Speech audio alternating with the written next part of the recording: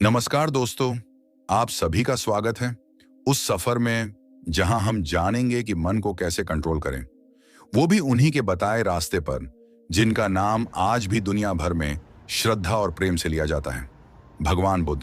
दोस्तों, मन इस दुनिया की सबसे अनोखी चीज है।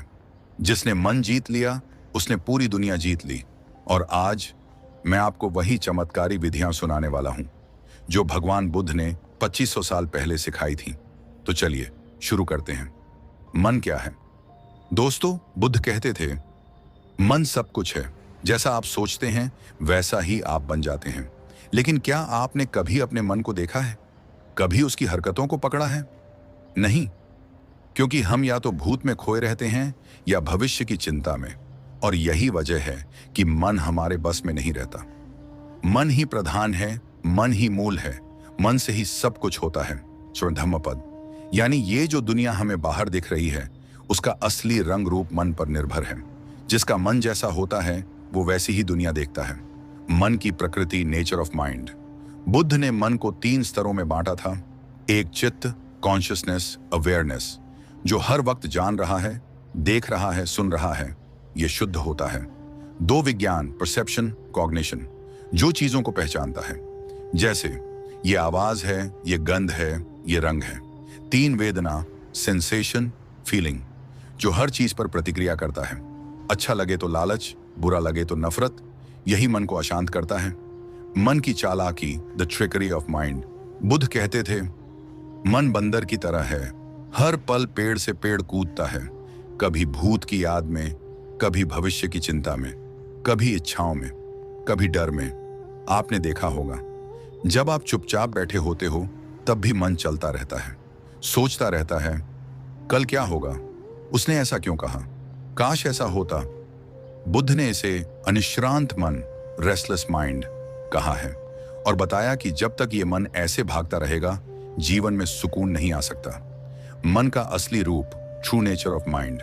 बुद्ध ने कहा, मन स्वभाव से निर्मल और शुद्ध है जैसे जल, पर जब उस जल में मिट्टी, कचरा मिल जाए तब वो गंदा दिखने लगता है।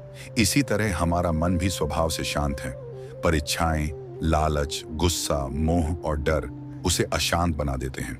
ध्यान और साधना के जरिए हम मन के उस मूल स्वभाव तक लौट सकते हैं। मन और दुह का संबंध। बुद्ध ने कहा, दुह का कारण बाहर नहीं, भीतर मन में है। जिस दिन हम मन को देखना, समझना और उससे ऊपर उठना सीख लेंगे, दुख अपने आप मिट जाएगा। दुख क्यों आता है? क्योंकि हम जो चाहते हैं वो नहीं होता, जो नहीं चाहते वो हो जाता है। और मन हर वक्त अपेक्षा करता है। अपेक्षा यानी कि दुख, स्वीकृति यानी कि सुख। बुद्ध ने मन को अपेक्षा मुक्त करना सिखाया और सिखाया, जो जैसा है उसे वैसे ही देखो, न बंधो न भागो।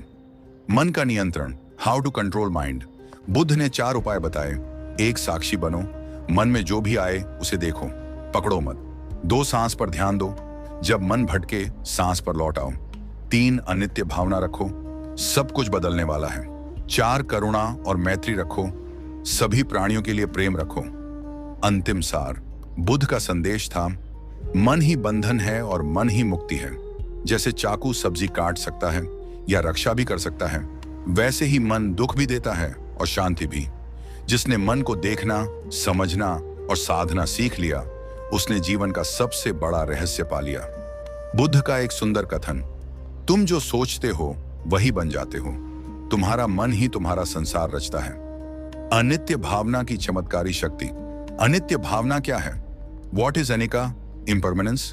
बुद्ध ने कहा था, संसार की हर वस्तु, हर भावना, हर स्थिति अनित्य है, यानी वो हमेशा वैसी नहीं रहेगी, सब कुछ बदलता रहता है। अनित्य मतलब जो नित्य, स्थायी नहीं है, जो बदलने वाला है, जो आज है कल नहीं रहेगा। इसमें हमारी शरीर, विचार, भावनाएं, संपत्ति, रिश्ते और जीवन की हर घटना शामिल है। सब कुछ क्षण क्षण बदल रहा है। बुद्ध का उदाहरण, बुद्ध अपने शिष्यों से कहते, जिस जल की लहरें उठती हैं वो कभी स्थिर नहीं होती, पल में उठी पल में बिखर गई। ठीक वैसे ही मन की हर भावना, हर घटना भी वैसी ही है। आज आप दुखी हो, कुछ देर बाद वो दुख कम हो जाएगा, फिर कोई खुशी आएगी, फिर कोई डर, फिर कोई इच्छा। बस यही सिलसिला चलता रहता है। अनित्य भावना को पहचानने का अभ्यास। बुद्ध ने सिखाया कि जब भी कोई भावना आए, जैसे गुस्सा, डर, लालच, मोह, तो बस एक पल के लिए रुक जाओ और खुद से कहो, यह भी अनित्य है, यह भी बदलेगा, यह स्थायी नहीं है। जैसे ही आप ये भावना देख लेते हो, उसका असर कमजोर हो जाता है, मन हल्का हो जाता है। चमत्कारी प्रभाव, मिराक्युलस पावर ऑफ अनित्य भावना। जब आप जीवन में अनित्य को समझ लेते हो तो 3 बड़े बदलाव आते हैं। एक, दुख का असर खत्म होना। जब आप जानते हैं कि दुख भी टिका नहीं रहेगा तो उस पर पकड़ ढीली हो जाती है। मन कहता है चलो ये भी गुजर जाएगा, और वाकई कुछ समय बाद गुजर भी जाता है। 2, अहंकार और लालच मिटना। कोई वस्तु, पैसा, नाम, रिश्ता अगर अनित्य है तो उस पर अहंकार कैसा? अगर ये सदा रहने वाला नहीं तो उसका लोभ कैसा? आप बहुत हल्के और मुक्त हो जाते हो। 3, सुख दुख में संभव आना। कोई खुशी आए या दुख, आप भीतर से स्थिर हो जाते हो, क्योंकि जानते हो ये भी अनित्य है, ये भी बदलेगा। और वही सच्ची मानसिक आजादी है। अनित्य भावना का ध्यान, मेडिटेशन ऑन अनिका। बुद्ध ने एक ध्यान सिखाया था। बैठ जाओ, आंखें बंद करो, सांसों को महसूस करो, फिर अपने शरीर में उठती हर संवेदना, सेंसेशन को देखो। कहीं खुजली, कहीं दर्द, कहीं गर्मी, कहीं सुकून। बस देखो और खुद से कहो यह भी बदल रहा है, यह भी अनित्य है। कुछ देर बाद सचमुच वो संवेदना बदल जाएगी। तब आपको अपने भीतर अनित्य का अनुभव होगा और यहीं से मन की आजादी शुरू होती है। बुद्ध की वाणी, यदा पच्युपन्ना वेदना अनिच्छा दुखा अनत्ता तिवा सच्चिकारोति तदा विपश्यणा सम्मापज्जति। अर्थात जब कोई भी संवेदना को अनित्य, दुख रूप और असार समझकर देख लेता है, वहीं से सच्चा विपश्यणा शुरू होता है। जीवन में अनित्य भावना का अभ्यास कैसे करें? हर दिन ये अभ्यास करें। कुछ अच्छा घटे, मन में कहो ये भी अनित्य है। कुछ बुरा हो, फिर कहो ये भी अनित्य है। कोई भावना आए, देखो और कहो ये भी बदलेगा। धीरे धीरे आपका मन स्थिर, शांत और हल्का हो जाएगा। गहरा सुकून मिलेगा। अंतिम सार, अनित्य भावना बुद्ध की सबसे शक्तिशाली और सरल चाबी है। जिसने इसे समझ लिया, उसने जीवन और मन का असली रहस्य जान लिया। दुख टिकता नहीं, सुख भी ठहरता नहीं, जीवन बहता रहता है। जो बहना सीख लेता है वही बुद्ध हो जाता है। साक्षी भाव, मन को देखना। साक्षी भाव क्या है? व्हाट इज साक्षी भाव? बुद्ध ने कहा था, तुम वो नहीं हो जो तुम्हारे भीतर उठता है, तुम वो हो जो उसे देख सकता है। मतलब आपका गुस्सा, डर, चिंता, लालच आप नहीं हैं। आप वो हैं जो इन सबको देख सकता है। जब कोई गुस्सा आता है हम उसमें खो जाते हैं। जब डर आता है हम डर ही बन जाते हैं। लेकिन अगर वही गुस्सा आए और आप बस एक पल को कहें, अरे ये तो गुस्सा है, और खुद को उससे अलग महसूस करें, तो यही होता है साक्षी भाव। बुद्ध का उदाहरण, एक बार बुद्ध के शिष्य अंगुलिमाल ने पूछा, भगवान मेरे भीतर बहुत हिंसा उठती है, मैं क्या करूं? बुद्ध मुस्कुराए और बोले, जब भी हिंसा उठे तुम उसे देखना, उसे लड़ना मत, रोकना मत, बस देखना, जैसे कोई बादल आता है और चला जाता है। अंगुलिमाल ने वैसा ही किया। कुछ दिनों में वो हिंसा बिना कुछ कहे खुद ही मिटने लगी, क्योंकि जो भावना देखी जाती है वो कमजोर हो जाती है, और जो भावना देखी नहीं जाती वो हमें चलाती रहती है। साक्षी भाव की कला, how to witness your mind. Buddha ने 4 चरण बताए। एक, भावना को पहचानना, रिकॉग्नाइज द इमोशन। जब भी कोई भावना आए, गुस्सा, डर, ईर्ष्या, लालच, तो पल भर रुकिए। खुद से कहिए, अभी मेरे भीतर गुस्सा आ रहा है, बस पकड़िए मत, दबाइए मत। 2, भावना को देखना, watch it like a cloud. उसे ऐसे देखिए जैसे आकाश में बादल। जैसे अभी मन में जलन है, देख रहा हूं। अभी बेचैनी है, देख रहा हूं। 3, कोई प्रतिक्रिया नहीं, नो रिएक्शन। ना पकड़ो, ना भगाओ, ना अच्छा कहो, ना बुरा, बस गवाह बनो। 4, भावना का लोप, डिसअपीयरेंस ऑफ थॉट। जैसे ही आप साक्षी बनते हैं वो भावना अपने आप हल्की होती है। बुद्ध ने कहा, जो भावना देखी जाती है वो टिकती नहीं। साक्षी भाव का अद्भुत असर, मिराक्युलस इफेक्ट्स ऑफ साक्षी भाव। गुस्सा, डर, चिंता खत्म होने लगती है, क्योंकि उन्हें अब आप फीड नहीं कर रहे। मन शांत होने लगता है, क्योंकि वो भावनाओं की गुलामी से मुक्त हो रहा है। असली मैं का बोध होता है। आप समझने लगते हैं कि आप वो नहीं जो विचार है, आप वो हो जो विचार को देख सकता है। अहंकार टूटने लगता है, क्योंकि जब आप खुद को हर भावना के ऊपर खड़ा पाते हैं तो भीतर गहरा सुकून आ जाता है। साक्षी भाव का ध्यान, साक्षी भाव मेडिटेशन।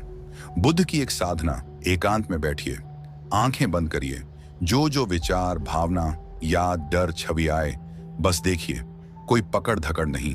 मन में दोहराइए, मैं साक्षी हूं, मैं देख रहा हूं। धीरे धीरे आप पाएंगे वो भावनाएं और विचार आ जा रहे हैं और आप भीतर गहराई से शांत हो रहे हैं। श्वास ध्यान, ब्रेथ मेडिटेशन। भगवान बुद्ध की सबसे प्रसिद्ध ध्यान विधि आनापानसति। बस बैठ जाइए, आंखें बंद कीजिए, सांसों के आने जाने को महसूस कीजिए। ना सांस को रोकना, ना बढ़ाना, बस देखना है। देखते देखते मन की सारी चंचलता मिटने लगेगी। हर दिन 10 से 20 मिनट करिए, कुछ दिन में जीवन बदल जाएगा। मैत्री भावना, लविंग काइंडनेस मेडिटेशन। दोस्तों, अगर कोई आपके मन में बुरा है, आप परेशान हैं, तो बुद्ध कहते थे उसके लिए प्रेम और सुख की कामना करो। मन ही मन बोलो, सभी सुखी रहें, सभी स्वस्थ रहें, सभी मंगलमय रहें। जैसे जैसे आप ऐसा करेंगे, आपका मन हल्का, साफ और शांत होने लगेगा। ये अद्भुत चमत्कार है। विपश्यना ध्यान, बुरे संस्कारों का सफाया।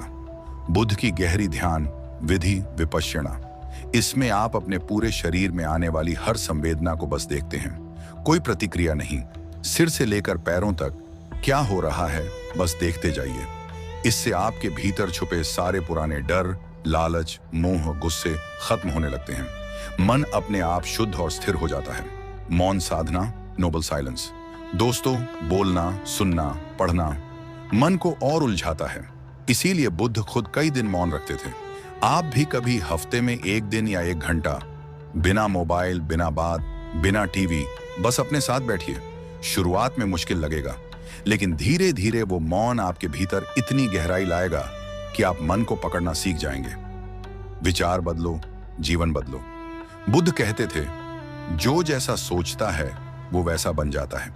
मतलब अगर आप दुखी विचार सोचेंगे तो दुख आएगा, अगर प्रेम, करुणा, शांति सोचेंगे तो जीवन वैसा ही बनेगा। इसलिए हर दिन अपने विचारों पर ध्यान दीजिए।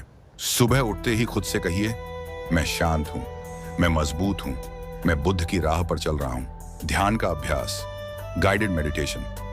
अब मैं आपको 10 मिनट की ध्यान विधि कराऊंगा। अपनी आंखें बंद कर लीजिए, धीरे धीरे सांसों पर ध्यान दीजिए।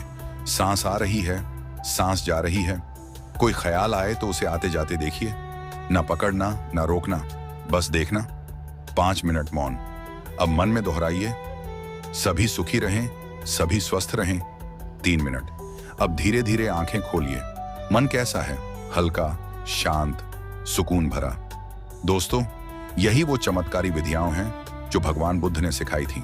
इन्हें अपनाइए, हर दिन 10 से 20 मिनट। देखिए कैसे आपका मन आपके कंट्रोल में आ जाता है।